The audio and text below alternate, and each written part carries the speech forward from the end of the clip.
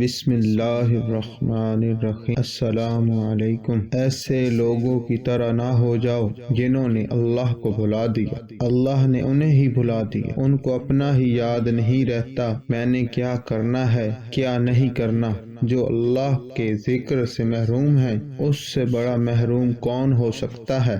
اس لیے میں ادب سے آپ سے گزارش کرتا ہوں، اور بیماریوں کے نام لینے والے لیتے ہیں۔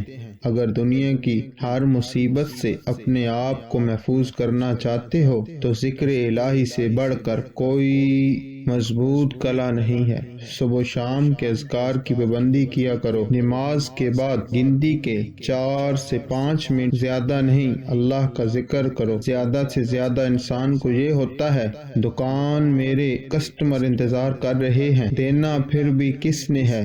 دینے والے کو چھوڑ کر چلے جاؤ گے، جو لینے والے ہیں ان کے پاس لینے جاؤ گے۔ زیادہ سے زیادہ کتنی کمائی کر لو گے۔ حدیث کہتی ہے صحابہ رضی اللہ تعالیٰ عنہما نے کہا اللہ کے رسول سوغات لے گئے جن کے پاس مال تھا، وہ عمرہ حج جہاد صدقہ کرتے، میرے پاس اتنا مال نہیں ہے، ہمیں بھی کوئی نسخہ بتا دیں کہ ان کے اجر کے برابر ہو۔ انہوں نے یہ نسخہ نہیں مانگا اتنا مال مل جائے۔ کیا کمال کی سوچ ان کی۔ فرمایا نماز کے بعد 30 مرتبہ سبحان اللہ کہہ دینا، 33 مرتبہ الحمدللہ کہہ دینا اور 34 مرتبہ اللہ اکبر کہہ دینا۔ تمہیں حج عمرہ صدقہ جہاد جو وہ کرتے ہیں اس کے برابر اجر مل جائے گا۔ دیانتداری سے بتائیں، اگر دن میں 5 نمازیں ہیں، اگر آپ 20 سے 25 منٹ بیٹھ جائیں، کئی مرتبہ حج عمرہ صدقہ اور جہاد کا ثواب و اجر مل جائے گا۔ اگر چھوڑ کے چلے جائیں تو آپ کتنا صدقہ کر لیں گے اور کتنی مرتبہ حج کے پیسے جمع کر لیں گے۔ اجر کی نیت رکھنے سے اللہ تعالیٰ کبھی کسی کو محروم نہیں کرتا۔ اللہ تعالیٰ تو نیت کرتے ہی اجر جاری کر دیتا ہے۔ اللہ تعالیٰ ہمیں یقین نصیب فرمائے، آمین۔